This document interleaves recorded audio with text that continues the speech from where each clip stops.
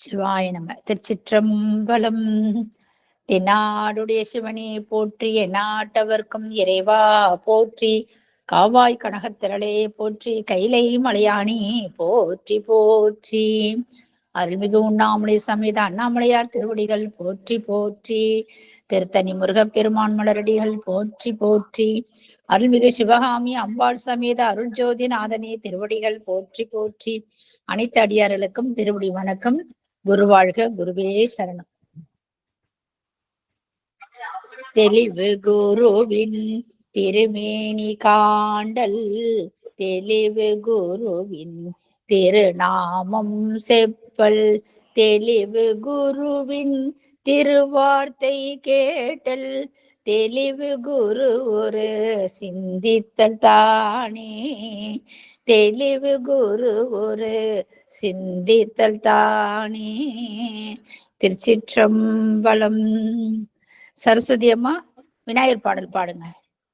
சிவாய நமக்கு. திருச்சிற்றம்பலம். பிடியதொரு உமை கொலமிகு கரியது வடி கொடுதனதடி வழிபடும் அவரிடர் கடி கணபதிவரு அருளினன் மிகு கொடை வடிவினர் பயில் வலி பலமுறையிறையே. திருச்சிற்றம்பலம். பட்டம்மா நானூறு துதி பாடுங்கம்மா. திருச்சிற்றம்பலம். பூழியர்கோன் வெப்பொழித்த புகழியர்கோன் கழல் போற்றி, ஆழிமிசை கல்மிதப்பில் அணைந்த பிரான் அடி போற்றி, வாழி திரு நாவலூர் வன் தொண்டர் பதம் போற்றி, ஊழிமலி திருவாத ஊரர் திரு தாழ் போற்றி. திருச்சிற்றம்பலம். சிவாய நம. ஐயா நீங்க ஆரம்பிக்கலாங்க ஐயா. சிவாய நம.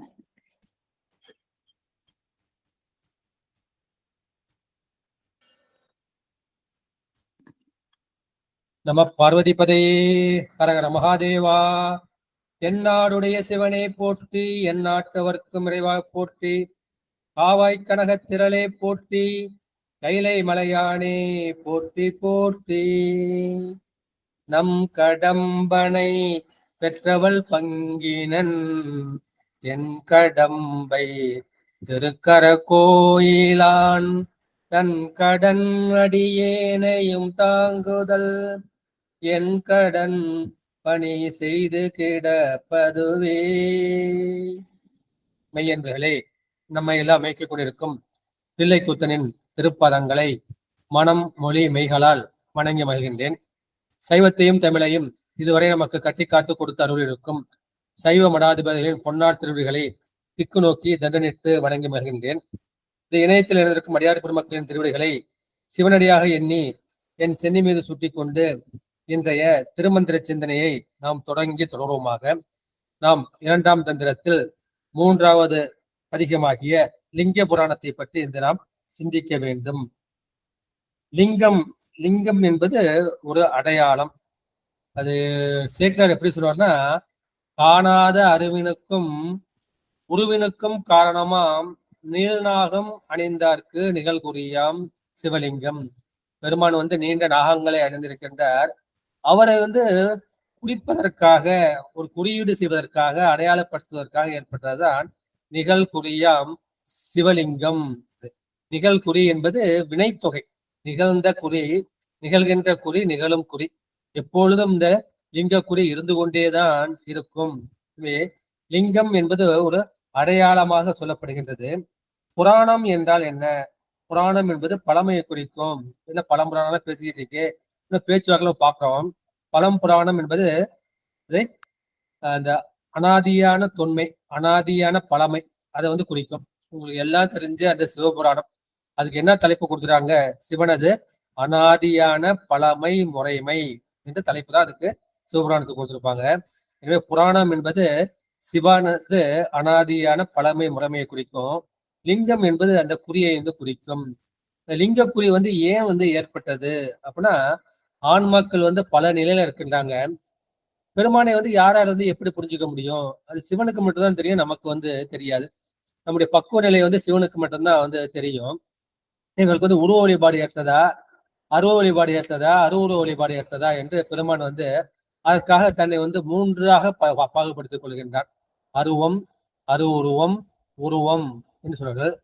இதை நீங்க புரிஞ்சுக்கணும் அப்படின்னா நீங்க என்ன பண்ணணும், அந்த 36 தத்துவங்களை போகணும். 36 தத்துவங்கள்ல வந்து 24 வந்து ஆன்ம தத்துவங்கள், 7 வித்யா தத்துவங்கள். அது 31 நம்ம விட்டுடலாம். பாக்கி இருக்கிறது வந்து 5. 5 வந்து சிவம், சக்தி, சாதாக்கியம், மகேஸ்வரம், சுத்த வித்தை என்ற அந்த 5. அந்த 5 இருக்கு இல்லையா, அந்த இதுல வந்து சிவம், சக்தி, சிவம் அல்லது நாதம், சக்தி அல்லது விந்து, இது ரெண்டுமே வந்து அருவம்.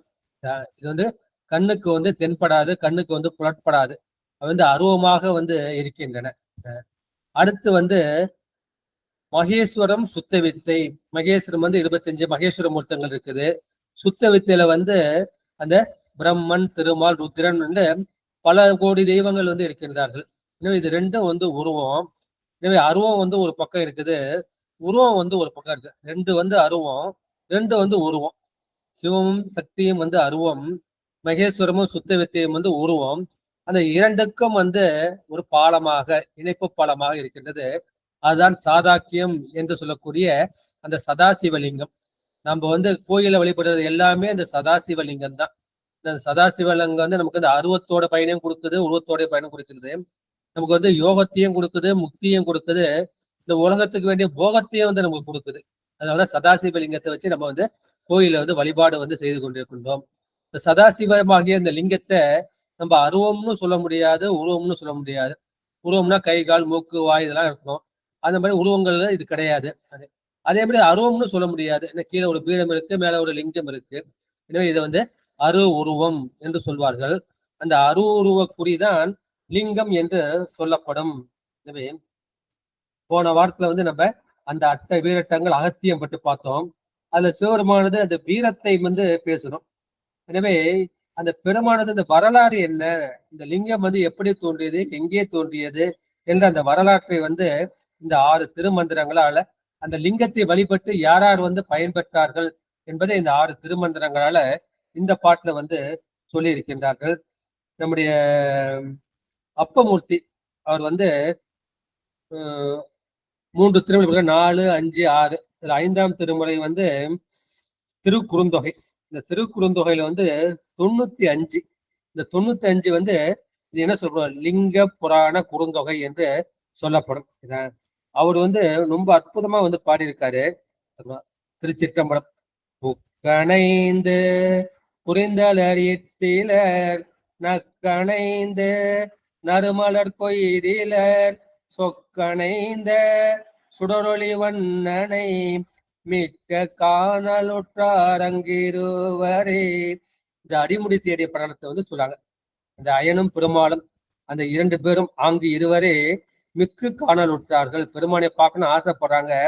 பெருமான் வந்து சுடரொளி வண்ணனாக இருக்கின்றான். ஆனா அவனை வந்து பெருமான் வந்து தன்னை காமிக்க மாட்டேங்கிறான். ஏன் காமிக்க மாட்டேங்கிறான்னா, அவர்கள் புக்கணைந்து புரிந்தல.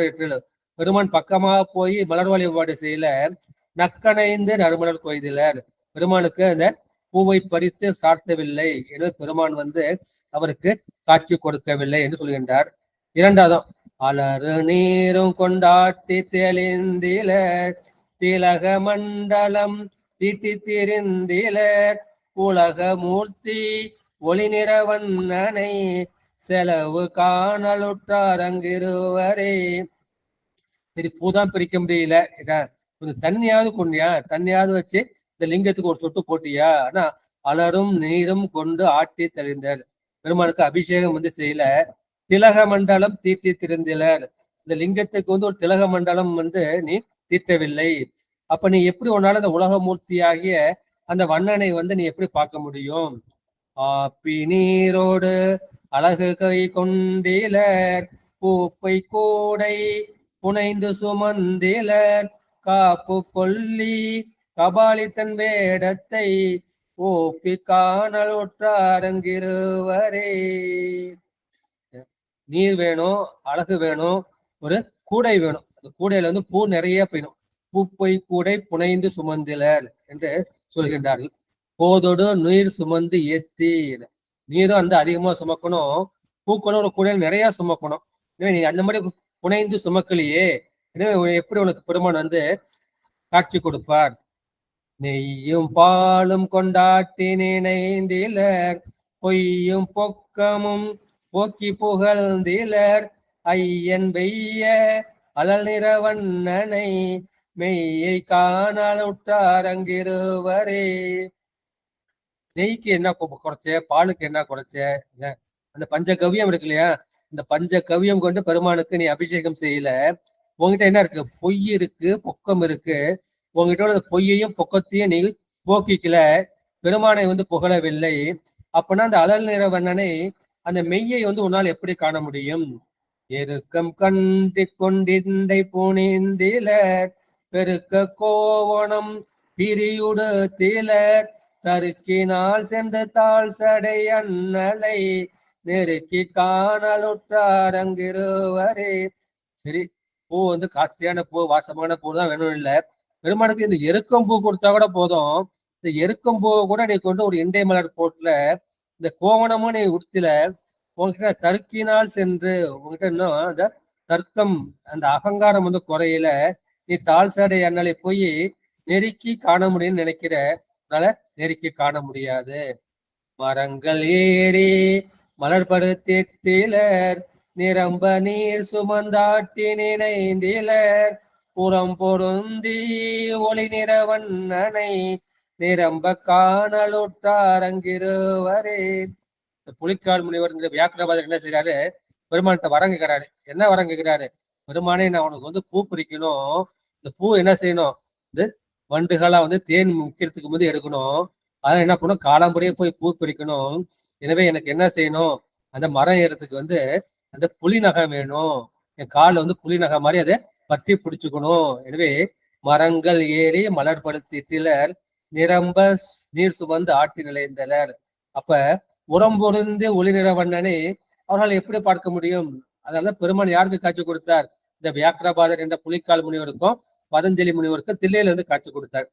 கட்டுவாங்கம் கபாலம் கை கொண்டீலர், அட்டமாங்கங்கள் கிடந்தடி வீழ்ந்தீலர், சிற்றன் சேவடி சென்றைதி காணிய பட்ட கட்டமுற்றாங்கிருவரே. பெருமானை வந்து இந்த கட்டுவாங்கம் அதை வந்து வச்சு செய்யல, அட்டமா அங்கம் கிடந்து அடி. பாட்டு பாடுறோம், இப்ப கையில நட்டுவாங்கம்ல கட்டுவாங்கன்னு வச்சுவாங்க, அது நீ வச்சுக்கல. அப்புறம் வந்து அட்டமாங்க அடிகிறது, இவங்க 2 பேரும் ஆண்கள் இல்லையா, அவர் என்ன செய்யணும்? அந்த அஷ்ட நமஸ்காரம் 8 உறுப்புகளும் உடம்புல நிலத்துல போய் தோயிற மாதிரி இருக்கணும். நீ வந்து அந்த மாதிரி கீழே விழுந்து நமஸ்காரம் கூட நீ பண்ணல. சரி, பூ பிடிக்க முடியல, நீர் கொண்டு வர முடியல, அப்ப என்ன செய்யலாம்? பெருமானுக்கு ஒரு அட்ட நமஸ்காரம்னு செய்யலாமா? அதுவும் நீ செய்யல. எனவே அந்த சித்தன் சேவடி உன்னால் காண முடியவில்லை என்று அந்த பாட்டுல வந்து சொல்லியிருக்கின்றார்கள்.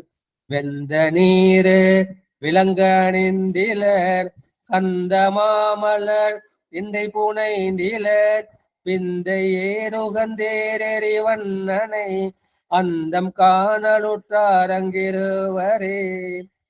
சரி, ஒரு நீராவது பூசிருக்கியானா அந்த நீரனும் பூசல. வெந்த நீரு விலங்கு அணிந்திலர், இந்த மாமலர் கொண்டு நீ இண்டையும் புனையில, இந்த பெருமான் உனக்கு காட்சி கொடுக்கவில்லை. இளவெழுந்த இருங்குவளை மலர் பிளவு செய்து பிணைந்தடி எட்டிலர், களவு செய்தோலில் காமனை காய்ந்தவன் அளவு காணலுற்றார் அங்கிருவரே. பக்கத்துல குளம் இருக்கு, கோலை மலர் பூத்து இருக்கு, அந்த இப்ப நீ பிடிச்சு போட்டியானா அதையும் நீ பிடிச்சு போடல. எனவே அந்த காமனை காய்ந்தவனை வந்து உன்னால பார்க்க முடியுமா? அது அளவு காண முடியாது. கண்டி பூண்டு கபாலம் கை கொண்டிலர், விண்டவான் சங்கம் விம்மவாய் வைத்திலர், அண்ட மூர்த்தி அலல் நிறவண்ணனை கெண்டி காணலுற்றார் அங்கிருவரே. கண்டி, கண்டிங்கிற இந்த ருத்ராட்சத்தை வந்து நீ வந்து போட்டுக்கல. அப்புறம் கையில வந்து சங்கு வச்சுக்கிட்டு பெருமானுக்கு விம்மவாய் வைத்திலர், அப்படின்னா அந்த அண்டமூர்த்தி அலல் நிறவண்ணனை ஒண்ணு பார்க்க முடியுமா? செங்கனானும் பிரமனும் தம்முள்ளே எங்கும் தேடி திரிந்தவர் காண்கிலார். இங்குட்டேன் என்று லிங்கத்தே தோன்றினான் பொங்கு செஞ்சடை புண்ணிய மூர்த்தியே. செங்கனானாகிய திருமால் வந்து பன்றியாக போய் கீழே போய் தோண்டிக்கிட்டே போறாரு. அது மாதிரி பிரம்மன் வந்து அன்னமா போய் மேல தேடுறாரு. மேல கீழே எல்லா எங்கும் தேடி திரிந்தவர் காண்கிறார். ஐயோ, இந்த 2 அடியார்கள் வந்து இப்படி கஷ்டப்படுறாங்களே அப்படின்னு பெருமானே நீ எங்குற்றாயின்னு கேக்குறாங்க. கேட்கிறப்ப பெருமான் சொன்னா, இங்குற்றேன் என்று லிங்கத்தே தோன்றினான். அப்போது அந்த அலல் உருவம் என்ன செய்யுது, அண்ணாமலையில லிங்கமா மாறுது. அந்த மாதிரி தோன்றியவன் தான் பொங்கு செஞ்சடை புண்ணிய மூர்த்தியே. எங்குட்டேங்கிறப்ப உங்களை எல்லாம் ஞாபகம் வரும். என்னன்னா, நம்முடைய ஞானசம்பந்த மூர்த்தி வந்து அந்த மதுரையில் அமரர்களை வென்று அப்பர் பெருமானை காண வேண்டும் என்று திருக்கண்டியூர் தாண்டி வருவார். அப்போது என்ன செய்ய, அப்பர் பெருமான் வந்து திருக்கண்டியூருக்கு வந்து யாரும் அறியாமல் அந்த பெருமானின் பல்லக்கை தாங்கி கொண்டு போவார். அப்பொழுது ஞானசம்பந்தர் கேட்பார், அப்பர் எங்குற்றார் என்று கேட்பார். அப்போது உன் அடிநாயேன் உன் அடி தாங்கி வரும் பேரு பெற்று இங்குற்றேன் என்று அப்பர் வந்து சொல்வார். உடனே ஞானசம்பந்தர் பல்லக்கிலிருந்து குதிச்சு அவர் வந்து தழுவி கொள்வார். அதுமாதிரி பெருமான் வந்து இவர்களுக்காக எங்க வந்தேன்னு, பெருமானே நீ எங்குற்றாயின்னு, இங்குற்றேன் என்று லிங்கத்தை தோன்றினான் என்று சொல்லிவிட்டு இப்போது நாம் வந்து லிங்க புராணத்துக்கு போகலாம். எங்கள் புராணத்துல முதல் பாடல்கள்.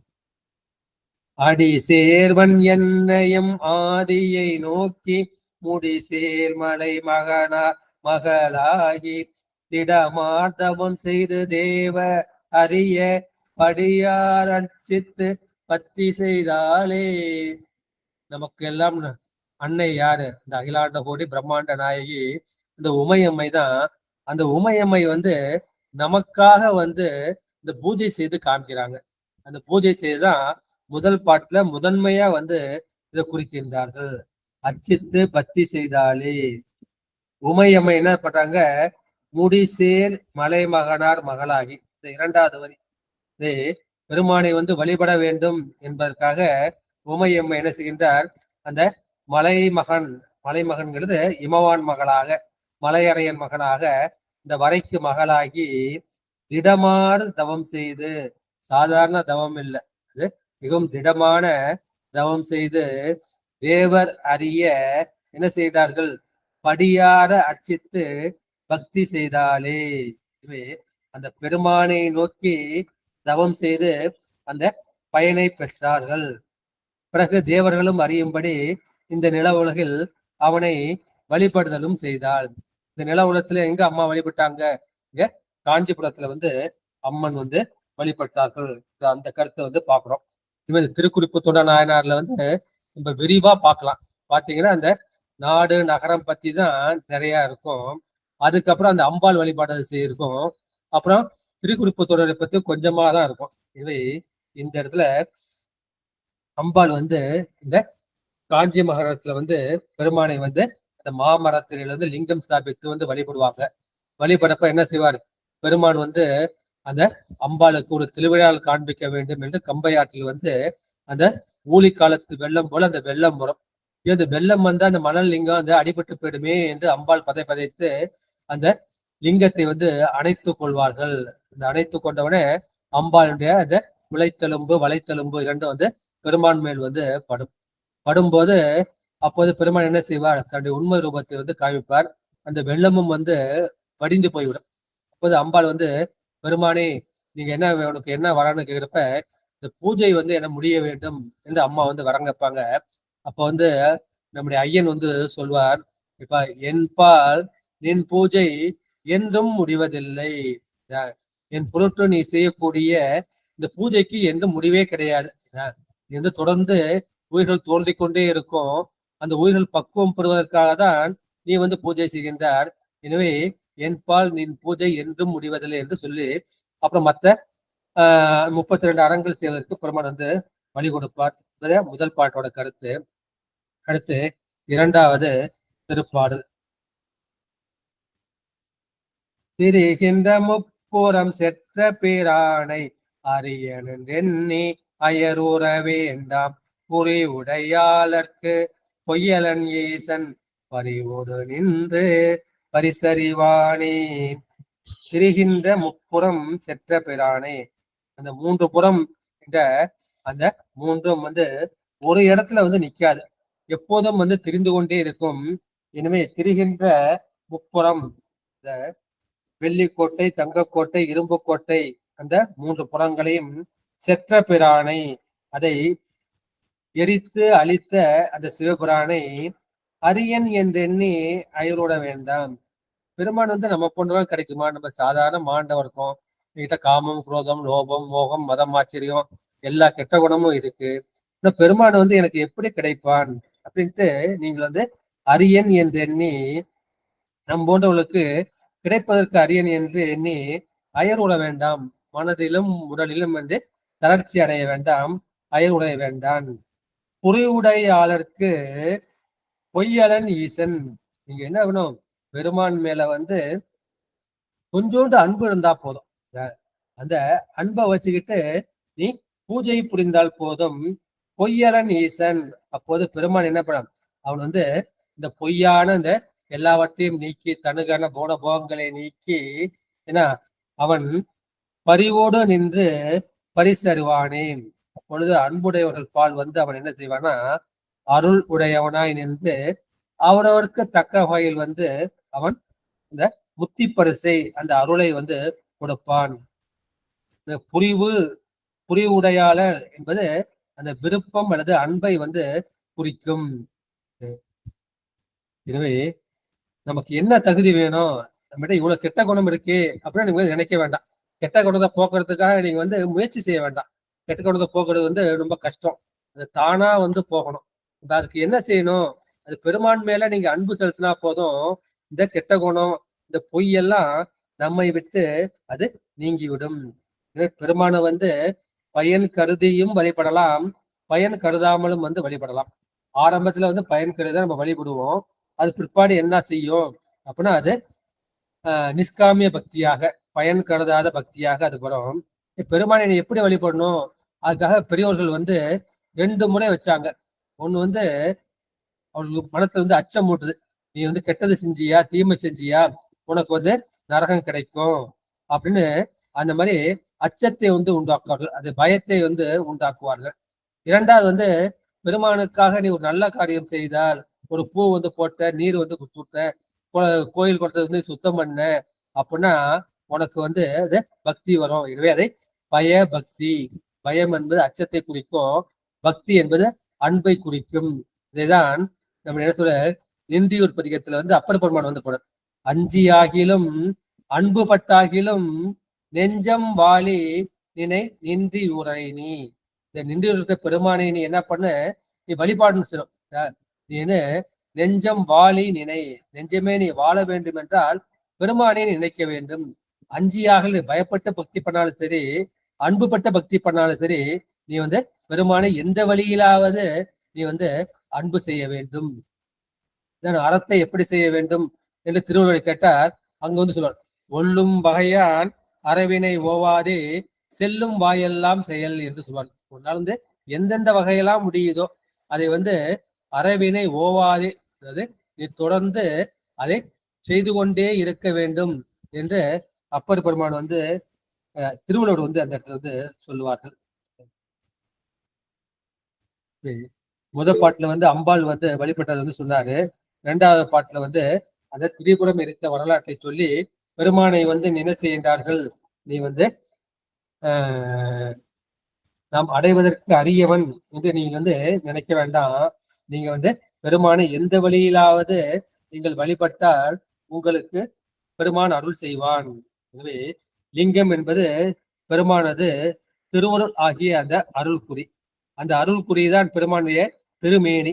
அந்த லிங்க குறியாக திருமேனியை தாங்கி எழுந்தருளிய அந்த பெருமானது வரலாற்றை கூறுவதுதான் அந்த லிங்க புராணம்.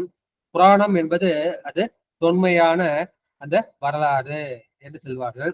முதல் பாட்டுல சக்தியானவள் என் முதல் கடவுளாகிய சிவபெருமானின் அடி சேர்வன், திருவடியை சேர்வன் என்று ஆதியை நோக்கி எல்லாவற்றுக்கும் முதலாக கொண்டது பெருமானை நோக்கி முடிசேர் மலைமகனார் அந்த என்ன செய்தார்கள் அங்க இந்த முடி என்பதை சிகரமாக வைத்துக் கொள்கின்றார்கள். பல சிகரங்கள் இருக்கின்றன. அந்த பல சிகரங்களை உடைய அந்த இமயமலைக்கு அரசனுக்கு மகளாகி திடமாக தவம் செய்து உறுதியான தவம் செய்து அவர்கள் தேவர் அறிய தேவர்கள் எல்லாம் வந்து தரிசித்து உய்வதற்காக படியார அர்ச்சித்து பக்தி செய்தாலே இந்த பூமியிலும் வந்து மனமாற பூசித்து அன்பு செய்தார். அம்பாள் என்பது யார்? அது பெருமானின் அபின்ன சக்தி, வேறுபடாத சக்தி. எனவே அது தாதான்மை சக்தி என்று சொல்லுவோம். நாமெல்லாம் வந்து அத்வைத சக்தி, அது வந்து தாதான்மியம். எனவே இறைவனோடு ஒன்றாயுள்ள அந்த சக்தியே பூமியிடம் வந்து பூஜனை செய்தது. அதை கண்டு என்ன செய்கிறார்கள்? தேவர்களும் மாணவர்களும் அந்த பெருமானை வணங்கி உய்வு பெற்றார்கள். இது காஞ்சி ஆற்றில் கம்பை ஆற்றங்கரையில் காமாட்சி அம்மை மணலால் லிங்கம் செய்து வழிபட்டமை சொல்லப்படுகின்றது. இந்த முதல் பாட்டு சொன்னது வந்து இமயமலையில் வந்து நிறைய சிகரம் இருக்கின்றது. அதுல ஒண்ணு வந்து கௌரி சிருங்கம். அந்த கௌரி சிருங்கம் என்ற அந்த உச்சியில் அந்த இறைவனை வந்து மணமகனாக அடைய வேண்டி கடும் தவம் செய்ததை அந்த முதல் பாட்டு வந்து உணர்த்துகின்றது. திடமா தவம் செய்துன்னு ஏன் அந்த மாதிரி சொல்றாருன்னா, அப்போது பெருமானை வந்து நீ வந்து சின்ன பிள்ளையா இருக்கப்பா, ஏன் உடம்ப வருத்திக்கிட்டு இந்த மாதிரிலாம் செய்யற, பெருமாள்லாம் வரமாட்டாரு அப்படின்னு அவரே வந்து அவர் வந்து அந்த தவத்தை கலைக்க முயல்கின்றார். அம்பாள் வந்து எந்த அளவுக்கு உறுதியா இருக்காங்கன்னு அவர் வந்து சோதனை செய்கின்றார். அப்பொழுது சிவபெருமானுடைய அந்த பல வரலாற்றையும் அவர் இழித்து குறைத்தும் கூறியும் அம்பாள் வந்து இல்ல வேதியனே நீ செல் என்று அந்த கலங்காத உறுதியுடன் இருந்ததை வந்து அதை உணர்த்தக்கூடியது. எனவே இவன் தேவர் அறிய அந்த தேவர்கள்லாம் காமிய பூஜை பண்ணுவாங்க. அம்பாள் செய்வது நிஷ்காமிய பூஜை, இந்த உயிர்கள் வந்து உய்வதற்காக செய்தது என்று அந்த அடிசேர் என்ன பெருமானுடைய திருவடியை வந்து சேர்வது, அது திருவடி ஞானத்தை சொல்வது தான். நல்ல சிவ தன்மத்தால் நல்ல சிவ யோகத்தால் நல்ல சிவ ஞானத்தால் நானழிய வல்லதனால் ஆரேனும் அன்பு செய்யின் அங்கே தலைப்படும் கான் ஆரேனும் காணா அரண் என்று திருக்குறள் வந்து சொல்வார். நல்ல சிவ தர்மம் என்பது சரியையும் கிரியையும் குறிக்கும். நம்ம லெவலுக்கு வந்து சரியையும் கிரியையும் தான் நமக்கு ஏற்றது. அதுதான் சிவ தர்மம் என்று சொல்லப்படுகின்றது.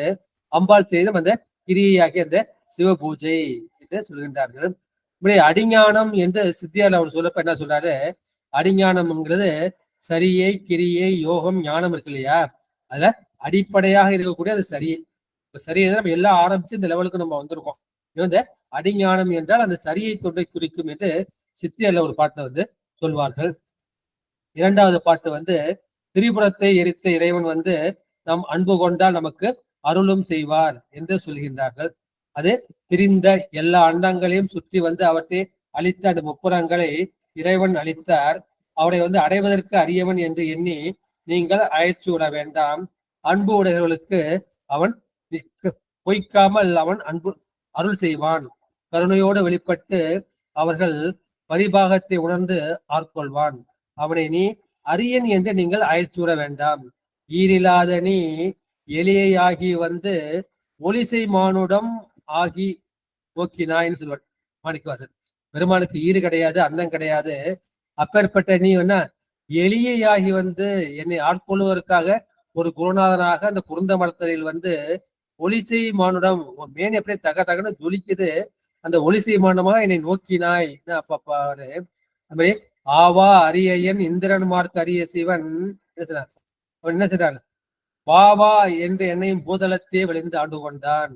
எனவே மாணிக்க வாசலை ஆட்கொள்வதற்காக அவன் பெருமான் யார்? அவன் வந்து அண்டம் கடந்த பொருள், அளவில்லதோர் ஆனந்த வெள்ளப்பொருள், பண்டும் இன்றும் என்றும் உள்ள பொருள். அவன் அண்டம் தரான் கடந்து எங்கேயோ இருக்கான்.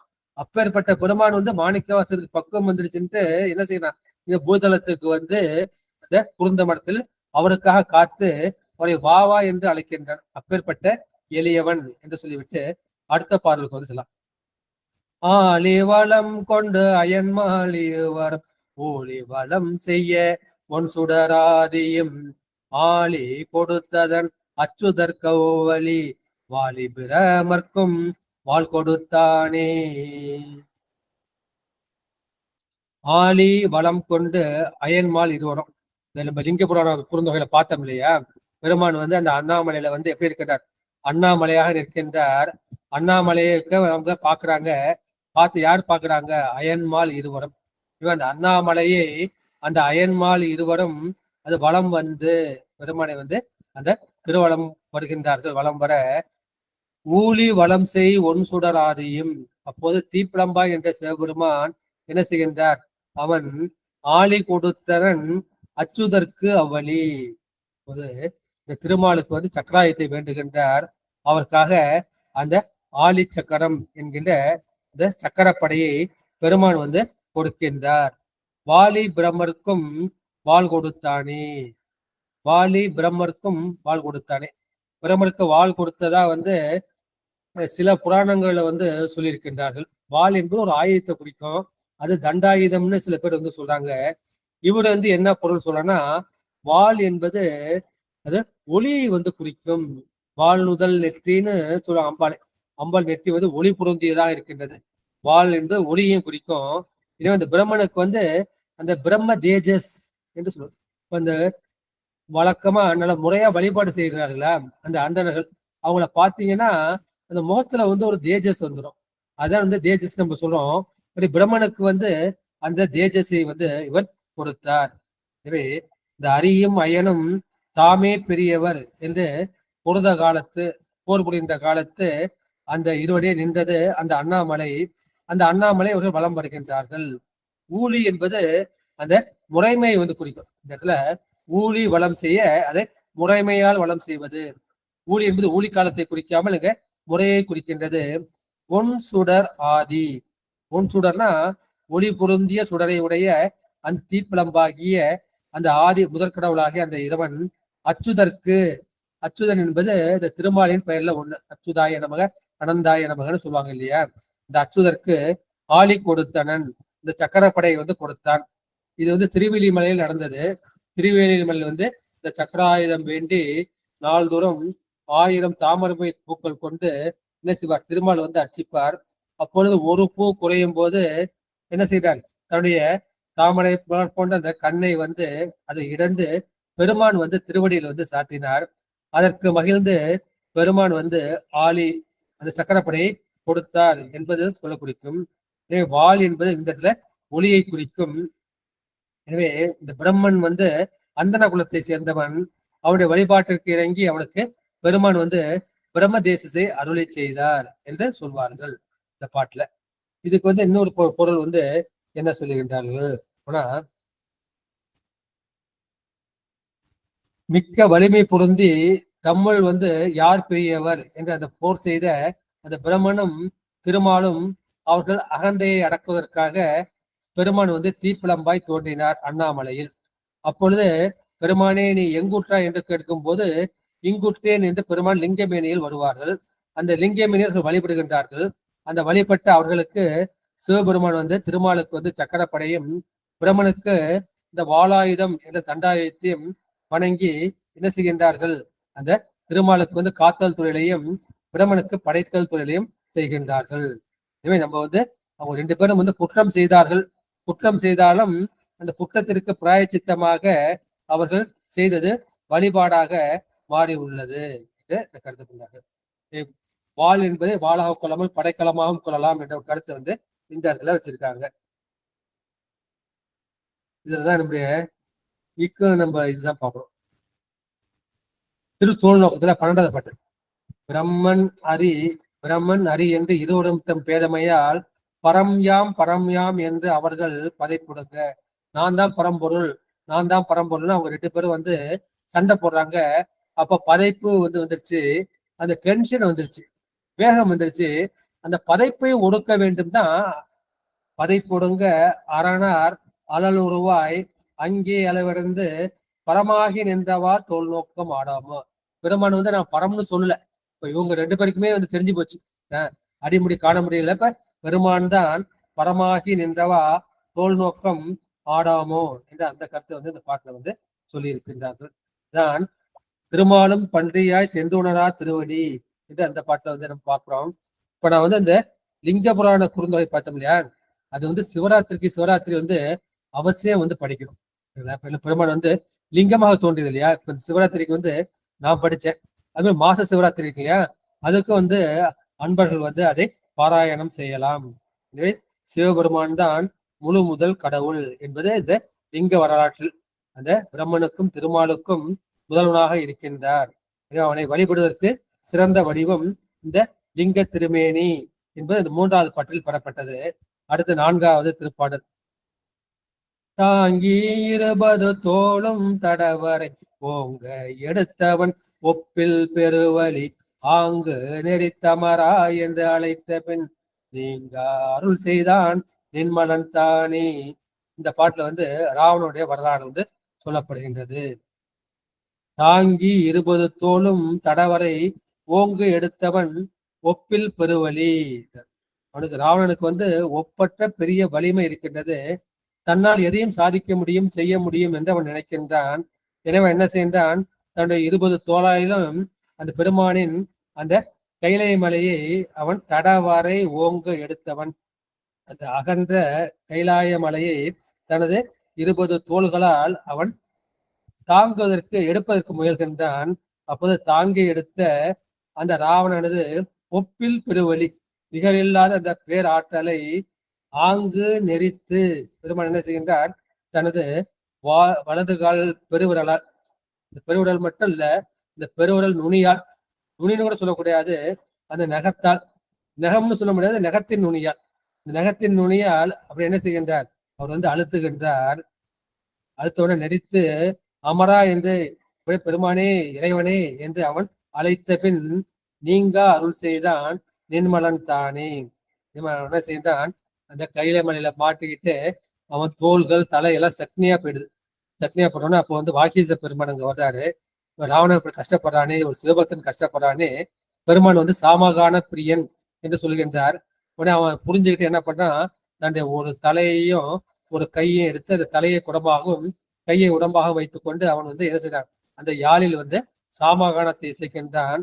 இந்த சாமகானம் கேட்டு பெருமான் என்ன செய்கின்றார், அவருக்கு ராவணன் என்ற பெயரும் முக்கோடி வாழ்நாளும் அப்போது சந்திரகாசம் என்கின்ற இந்த வாளும் நாளும் பேரும் கொடுத்து அருள் செய்தார் என்பது இந்த 4வது பாட்டுல வந்து சொல்கின்றார்கள். இவை 20 தோள்களாலும் அந்த கைலை மலையை தூக்கிய அந்த ராவணனது பெரிய வலிமையை அந்த கால் பெருவிரல் நகத்தின் நுனியால் நெறித்து அவன் வந்து அமரர் பெருமானே என்று அலறிய பின் அப்பெருமான் அவனுக்கு அருள் வழங்கினார். எனவே அவனுக்கு அறக்கருணையும் செய்தார், மரக்கருணையும் செய்தார். தண்டித்தது வந்து மரக்கருணை, அவனுக்கு அருள் புரிந்தது, வரம் கொடுத்தது வந்து அது அறக்கருணை. நம்ம செய்த பாவத்தை நம்ம வந்து உணர்ந்து அதுக்கு பரிகாரம் செய்தால், சிவபூஜை செய்தால் என்ன செய்யறது, பெருமான் வந்து அந்த பாவத்தை மன்னித்து நமக்கு அருள் புரிவார் என்பது ராவணனின் வரலாற்றை வந்து குறிக்கும். அடுத்து 5வது பாட்டு வந்து சண்டீஸ்வரர் கூறுவது. உருவதறி தண்டி ஒன்மனர் கோட்டி அறுவகை ஆணைந்தும் ஆட்டத்தன் தாதை செருவகை செய்து சிதைப்ப முனிந்து மறுவாள் வாட்டி மாலை பெற்றானே.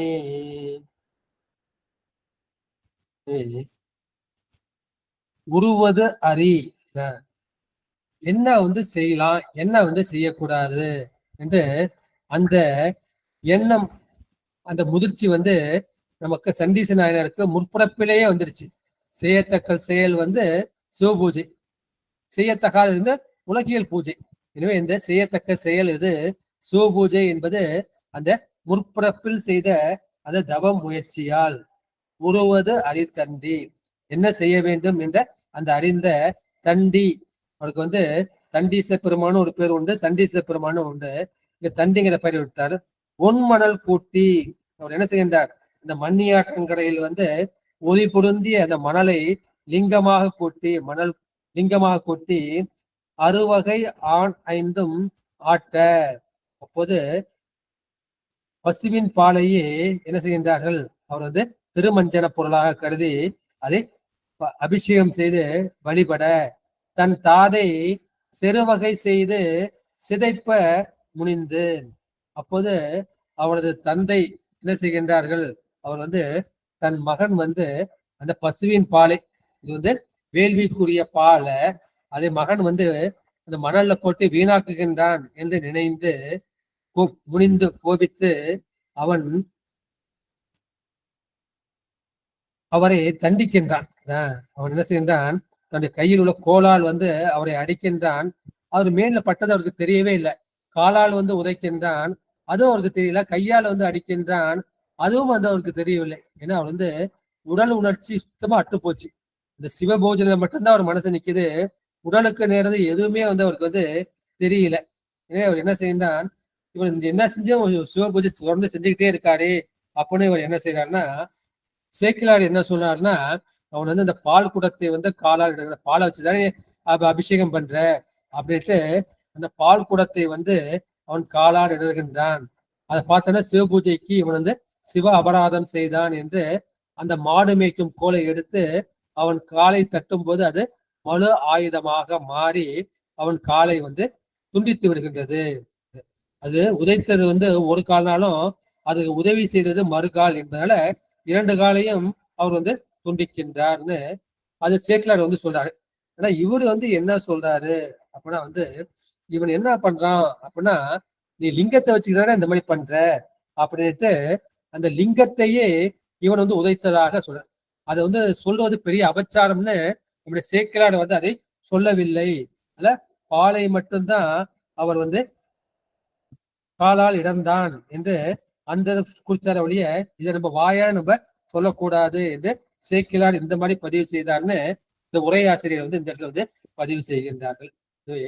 இவன் குடம் குடமாக ஆட்டும் போது எச்சதத்தன் என்ன செய்கின்றான், அந்த மகனாரை முதுகில் அடிக்கின்றான், உதைக்கின்றான்.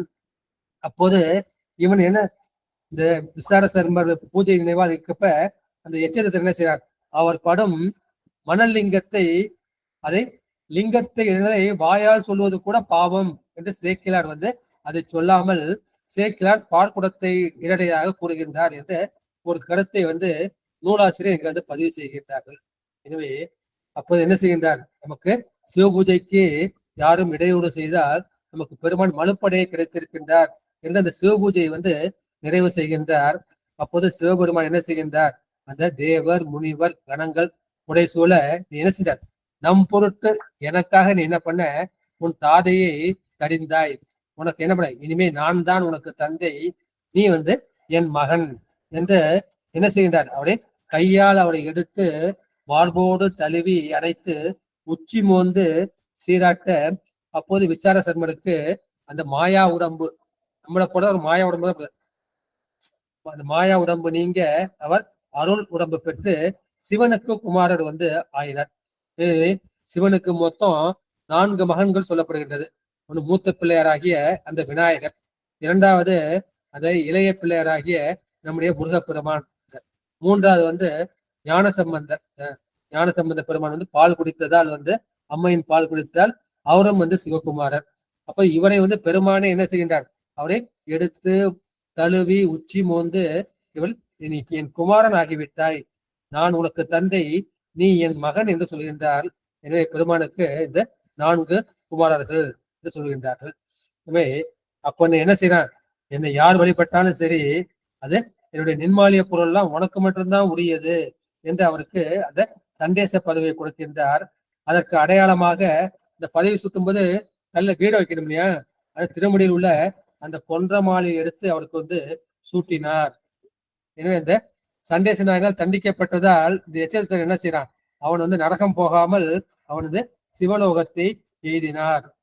எனவே அந்த தண்டு வச்சிருந்தார் இல்லையா, அந்த தண்டு கையில தண்டுங்கிறது கோலை கொடுக்கும், தண்டாயுதம், தண்டாயுத பயன்னு சொல்ல முடியாது. ஒரு கையில கோல் வச்சிருக்காரு, தண்டாயுதம். அந்த தண்டே மலுவாக மாறியதுனால அவருக்கு தண்டீசர் என்ற பெயரும் சொல்லப்படுகின்றது. எனவே நம்ம என்ன பண்றோம், நம்ம 63 நாயன்மார்லயே அவர் இருப்பாரு. அது இல்லாம இவருக்கு சண்டேசருக்கு என்ன செய்ய, ஒரு தனி சந்நிதி இருக்கும். பெருமாண்ட அந்த கோமுக்கு இருக்கு இல்லையா, அந்த அர்ஜுனேச வழிபாடு இருக்குமா, அதுக்கு பக்கத்துல இவர் இருப்பார். அவருக்கு எப்போதும் சிவநினைவுல இருக்கிறதுனால என்ன செய்யணும், அங்க போயிட்டு நம்ம பெருமானை எனக்கு சிவாலய தரிசனம் பண்ண எனக்கு கொடுக்க வேண்டும் என்று சொல்வார்கள். இதேதான் திருவாசகம், இதில்லை மானே சிவகருமம் சிதைத்தானே சாதியும் வேதியன் தாதைதனை தாள் இரண்டும் செதிப்பை ஈசன் திருவருளால் தேவர் தோழ அது மாதிரி தோல் நோக்கத்துல வந்து பாடுவார். அவன் வந்து தீதலை மாணி வந்து பிரம்மச்சாரி சிவகர்மம் சிதைத்தானே, இந்த சிவபூஜைக்கு இடையூறு செய்தானே, அவன் எப்பேற்பட்டவன்? அவன் வந்து ஜாதியில வந்து வேதியன். அந்த அந்தனை கொண்டாலே பிராமணனை கொண்டாலே பிரம்மஹத்தி தோஷம். ஏண்டா தந்தையை கொண்டா அப்புறம் பித்ருஹத்தி பித்ரு தோஷம் வந்து வரும். மூன்றாவது வந்து காயத்ரி மந்திரம் உபதேசம். அப்ப குரு சுத்தி குரு ஹத்தியும் வரும். அந்த 3 கத்தியும் இல்லாம அப்படின்னா அவருக்கு பெருமான் வந்து அந்த அருளை வந்து கொடுக்கின்றார். எனவே சிவகர்மத்தை வந்து சிதைத்தான், இவர் செய்யவில்லை, அதை பெருமான் தான் இவர் மூலமாக செய்தார் என்ற இந்த கருத்தை வந்து இந்த பாட்டுல வந்து சொல்லியிருக்கின்றார்கள். இதை பத்தி நிறைய திருமலையில வந்து பாடல்கள் வந்து இருக்கின்றது. இதை 12 மணில முடிச்சுட்டேன், அதுக்கு மேல வேணா திருமலை சொல்றேன். 12 மணிக்கு மேல நம்ம பிரேமாமா ஒரு நிகழ்ச்சிக்கு போக வேண்டியிருக்குது. அடுத்து வந்து நிறைவு பாடலுக்கு வந்து நாம் வந்து சொல்லலாம். ஓடி வந்தெல்லாம் ஒருங்கிய தேவர்கள் வாடி முகம் வருந்தத்து தாம் சென்று நாடி இறைவா நம என்று கூப்பிட ஈடில் புகழோன் எழுக என்றானே. இது ஒவ்வொருத்துக்காக அருள் புரிந்தது. இது வந்து தேவர்களுக்கு வந்து அருள் புரிந்தது இந்த பாட்டை வந்து சொல்லியிருக்கிறார்கள். ஓடி வந்தெல்லாம் ஒருங்கிய தேவர்கள், தேவர்களுக்கு துன்பம் ஏற்படும் போதெல்லாம் பெருமானை தேடி ஓடி வருகின்றார்கள். தேவர்கள் வந்து வருத்தத்துடன் வந்து விண்ணப்பிக்கின்றார்கள். அவர்களுக்கு இறைவன் அருள் செய்ததை இந்த பாடல் வந்து குறிக்கின்றார்கள். ஒருங்கிய தேவர்கள், அந்த அசுரர்களால் ஒடுக்கப்பட்ட தேவர்கள், அப்போ தன்முனைப்பு வந்து அடங்கி விடுகின்றது. அவர்கள் வந்து அந்த ஒடுக்கத்தோடு வருகின்ற அந்த தேவர்கள் ஓடி வந்து வாடி முகம்லாம் வாடி இருக்கு, வருத்தத்து தாம் சென்று பெருமானே எங்களுக்கு இந்த அசுரர்களால் இந்த வருத்தம் இருக்கின்றது, துன்பம் இருக்கின்றது தேடி சென்று இறைவா நம பெருமானே உனக்கு வணக்கம் என்று கும்பிட, சிவாய நமச்சிவாய என்று கும்பிட ஈடில் புகழோன் எழுக என்றானே. அப்போது ஈடு இல்லாத ஒப்பற்ற புகழையுடைய அந்த இறைவன் நீங்க வந்து வணங்கினது போதுப்பா, நீங்க எழுங்க என்று பெருமான் அவர்களுக்கு ஆசி வழங்கினான் என்று சொல்கின்றார்கள். எனவே இந்த முகம் வாடி மனசுல வந்து வருத்தம் இருந்தா என்ன செய்யும், முகம் வந்து வாடிப்படும். இந்த அடுத்தது காட்டும் வலிங்கு போல நெஞ்சம் கடுத்தது காட்டும் முகம். உள்ளுக்குள்ள கோபம் இருந்தாலும் இந்த முகம் காட்டும், வருத்தம் இருந்தாலும் முகம் வந்து வாடி இருக்கும். வந்து முகத்தால் மிக வாடி என்பாரு. நீலா அடிமை உமக்கே ஆளாய் பிறரை வேண்டாதே, மூலா தீப்போல் உள்ளே கனன்று முகத்தால் மிக வாடி ஆளாயிருக்கும் அடியார் தங்கள் அல்லல் சொன்னக்கார் வாழாங்கிருப்பீர் திருவாரூரில் வாழ்ந்த போதீரே. இந்த உள்ளத்துல வந்து இந்த மூலா தீலி போல உள்ளத்துல கடந்துகிட்டு இருக்கு. அதை எப்படி அவங்க வாய் விட்டு சொல்ல முகம் வாடி இருக்காங்க. அந்த முகம் வாடிக்கா வந்து எடுத்துக்கிட்டேன். அந்த மாதிரி எப்போதும் இந்த தேவர்கள்லாம் வந்து துன்பப்படுகிறார்களோ அப்போதான் அவங்களுக்கு வந்து பெருமாளுடைய ஞாபகம் வந்து வரும். என்ன 2 உதாரணம் வந்து சொல்லலாம். ஒரு உதாரணம் என்ன அப்படின்னா, ஒண்ணு வந்து அந்த பார்க்கடலை கடந்த போது நஞ்சம் வந்தது. ஒரு பார்க்கடலை கடக்கும் போது அந்த திருமாலையும் பிரம்மனையும் கூட்டுட்டு போறாங்க. கூட்டுட்டு போறவங்க என்ன சிவபெருமான்கிட்ட வந்து அவர்கள் வந்து இந்த விஷயத்தை இன்ஃபார்ம் கூட பண்ணல, அவர்கிட்ட ஆசீர்வாதமும் வாங்கல, அவர்கிட்ட சொல்லாமே வந்து போறாங்க. அவங்க எதிர்பார்த்தது வந்து அமுதம், அங்க கிடைச்சது என்னது, இங்க கிடைச்சது வந்து அவங்களுக்கு வந்து விஷம். அந்த விஷம் வந்த உடனே அவர்கள் என்ன செய்கின்றார்கள், எல்லோரும் வந்து ஓடி வருகின்றார்கள். ஓடி எங்க போல அவங்க கைலாயத்துக்கு வராங்க. கைலாயத்துக்கு வந்தப்ப இந்த பெருமான் என்ன செய்கின்றார், நீங்க என்னப்பா என்கிட்ட கேட்டுக்கிட்டாம போனீங்க, என்கிட்ட அனுமதி கேட்டீங்களா, எனக்கு இன்ஃபர்மேஷன் கொடுத்தீங்களா, இப்ப எந்த மூஞ்சியை வச்சுட்டு நீங்க இங்க வந்தீங்க, நானா இருந்தா நிச்சயமா கேட்பேன். பெருமானை வந்து அது கேட்கவே இல்லை. சுந்தரை கூப்பிட்டு நீ இப்ப என்னப்பா அந்த ஆளாள விஷயத்தை வந்து நீ திரட்டி எடுத்துவான்னு சொல்லுவார். இதைதான் நம்ம இவ்வளவு சொல்லுவார் மாணிக்கம். ஆனோ அலியோ அறிவையோ எந்திருவர் கணக்கடவுள் கருணையினால் தேவர் குலாம் தானாமே உய்ய ஆட்கொண்டருளி நஞ்சுதனை ஊனாக உண்டருளும் உத்தர கோசமங்கை. அவர்கள் நாணாம வெக்கம் வரக்கூடாது, கூச்சம் வரக்கூடாது, அந்த மனசுல உணர்வு வரக்கூடாதுன்னு நானாமே உய்ய ஆட்கொண்டருளின்னு மாணிக்கவாசர் அந்த வார்த்தையை வந்து போறாரு. பெருமான் வந்து அது எதுவுமே கேட்கல, கேட்டுட்டு அந்த மாதிரி வந்து அருள் புரிகிறார்கள். அப்படி இந்த 30 தேவர்கள் இருக்காங்களா, அந்த 30 அசுரர்கள் வந்து இவர்களுக்கு துன்பம் செய்ய போதும் அப்ப கைலாயத்துக்கு ஓடி வராங்க. இப்ப பெருமானை வந்து அவர்களுக்கு அறிவித்து வந்து அருள் புரிகின்றார். சூரபத்மன் அவனுக்கு வந்தப்ப என்ன செய்கிறார், முருகப்பெருமானை உண்டாக்கி அருள் செய்கின்றார்கள். இந்த கருத்தை வந்து இந்த பாட்டுல வந்து நம்ம வந்து பாக்குறோம். இந்த சண்டீச பெருமானுக்கு பத்தி நிறைய திருமணங்கள் வந்து சொல்லப்பட்டிருக்கின்றது. அது சில திருமண பாடல்கள் மட்டும் நான் படிச்சுட்டு நான் நிறைய வந்து செய்து வருகின்றேன். இது வந்து இந்த முதல் திருமுறையில வந்து சேயங்கள் பதிகம். பீரடைந்த பலதாட்ட பேணாத அவன் தாதை வேரடைந்து பாய்ந்த தாளை தடிந்த வேர் தடிந்தான் தனக்கு தாரடைந்த மாலை சூட்டி தலைமை வகுத்ததென்னே சீரடைந்த கோயில் மல்கு சேயங்களூர் மேயவனே. தாரடைந்த கொன்றை மாலை எடுத்து அவருக்கு தகைமை கொடுத்தார். அடுத்து திருக்கோயிலி பதிகத்துல வந்த மணலால் லிங்கம் மன்னியன் கண் பாலாட்டும் சிந்தை செய்வோன் தன் கருமம் தேர்ந்து சிதைப்பான் வரும தந்தைதனை சார்தலும் சண்டீசன் என்றழி கொந்தனவோ மலர் கொடுத்தான் கோயிலியம் பெருமானே. சண்டீசன் என்ற பெயர் கொடுத்து கொந்தனவோ மலர் கொடுத்தான் கோயிலி பெருமானே.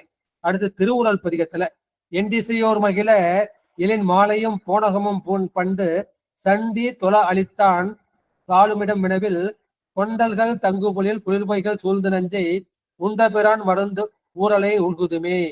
அப்புறம் இரண்டாம் திருமொழியில வந்து புள்ளிருக்கு வேலும் கீதத்தை மிகப்பாடும் அடியார்கள் குடியாக பாதத்தை துளநின்ற பரஞ்சோதி பயிலுமிடம் வேதத்தின் மந்திரத்தால் வெண்மலே சிவமாக போதத்தால் வெளிப்பட்டான் புள்ளிருக்கு வேலூரே. அப்புறம் மூன்றாம் திருமொழியில திருப்பாசுரத்துல கௌசிய பண்ணம் கடி சேர்ந்த போது மலரான கை கொண்டு நல்ல படி சேர்ந்த பால் கொண்டு அங்கு ஆட்டிட தாதை பண்டு முடி சேர்ந்த தாளை அறவெட்டிட முக்கன் மூர்த்தி அடி சேர்ந்த வண்ணம் அறியார் சொல கேட்டும் அன்றே. அடுத்து திரு வேட்டக்குடியில தோத்திரமா மணலிங்கம் தொடங்கியவான் நிறையின் பால் பாத்திரமா ஆட்டுதலம் பரஞ்சோதி பரிந்தருளி ஆத்தவன மறைநாள்வர் கரம்பூரி நூலன்றுடைத்த தீர்த்தமல்கும் சடையாரும் திருவேட்டக்குடியாரே. திருவேட்டக்குடி படத்திலையும் அந்த கருத்தை வந்து பதிவு செய்கின்றார்கள். திரு ஆலவாயில யாமத சென்று தாதை உகுத்தனன் பாலையே சீரி அன்பு செகுத்தனன் பாலையே வெந்தி சேர்மலு கொட்டுமுன் காலையே வீடு வெற்றிட கண்டுமுன் காலையே நின்ற மானியை ஓடின கங்கையால் இவன் மல்கி உதித்தன கங்கையால் அன்று நின் உருவாக தடவியே ஆலவாய் அரணாக தடவியே தடவி கொடுக்கிறத பாட்டுக்கின்றார். அப்புறம் திருநாவுக்கரசர் அண்டமா அமரர் கோமநாதி எம் அண்ணல் பாதம் கொண்டவன் குறிப்பினாலே கூப்பினான் தாபனத்தை கண்டவன் தாதை பாய்வான் காலர எரிய கண்டு சண்டியார் கருவல் செய்த தலைவரா பாடினாரே. அடுத்து குறுக்கை விரட்டம் தலைத்தோர் ஆத்தியின் கீழ், இந்த ஆத்தி மரத்தின் கீழ் தான் நடக்குது. தாவட மணலால் குப்பி அலைத்தங்கி ஆவின் பாலை கறந்து கொண்டு ஆட்டக்கண்டு பிழைத்ததன் தாதை பெருங்கோடு மனுவால் வீச பிழைத்தோர் அமிதம் விந்தார் குறுக்கை விரட்டனாரே. அப்புறம் திருச்சாய்க்கால நேரிசி ஆமலின் பாலும் நெய்யும் ஆட்டி அர்ச்சனைகள் செய்து பூமலை கொன்றை சூட்ட பொறாததன் தாதை கூறுமல் ஒன்றால் வச்ச குளிர்சடை கொன்றை மாலை தாமர் சண்டைக்கு இருந்தார் சாய்க்காடு மேவினாரே. அடுத்த நேரி செய்த திருச்சேரியில நிறைந்தமா மணலை குப்பி நேசமோடு ஆவின் பாலை கறந்து கொண்டு ஆட்டக்கண்டு கருத்ததன் தாதை எரிந்த மாணிக்க போது எழில்கொள் கந்தீசன் என்ன சிறந்த பேரளித்தார் சேரை சென்னரி செல்வனாரே.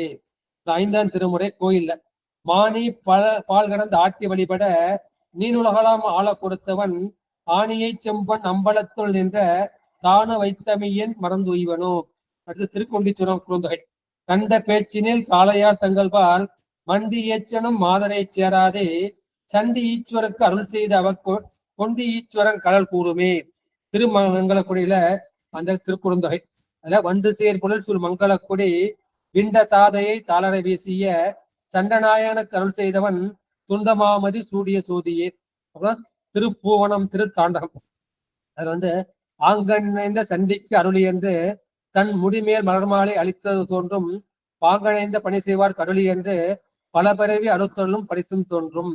அடுத்து நம்முடைய சுந்தரமூர்த்தி திருக்கலைநல்லூர் இண்டை மாமலர் கொண்டு மணலால் லிங்கம் அது ஏற்றி இனத்தாவின் பாலாட்ட இடறிய தாதையைத்தால் துண்டமிடு சண்டியடி அண்டர் தொழுதியத்த தொடர்ந்தவனை படிகொண்ட விடங்கனது ஊர் வினவின் என்பது.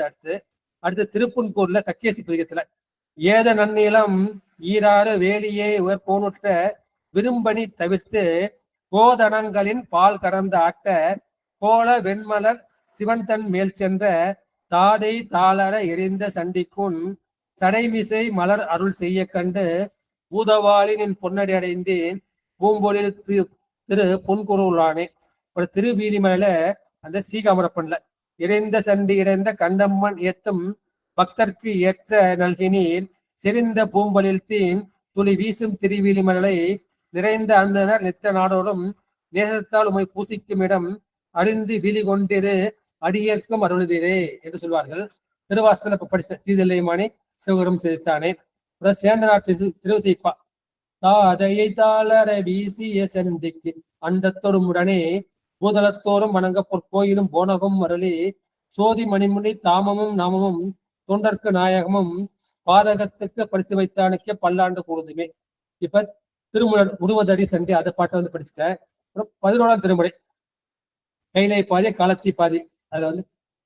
அதுல வந்தமர் ஏற்றும் மடைகூலும் வார்சடை மேல் கொந்தவிலும் மாலை கொடுத்தார்கள் வந்தித்து ஆள் உகந்த வன்கையிலை கொணாதம் மாமுடிமேல் பால் உகத்த மாணிக்கு பண்டு. அந்த மாணவனாய சந்தியை வானவனாக்கி என்று கோம்புரத்திலிருந்து சொல்வார்கள்.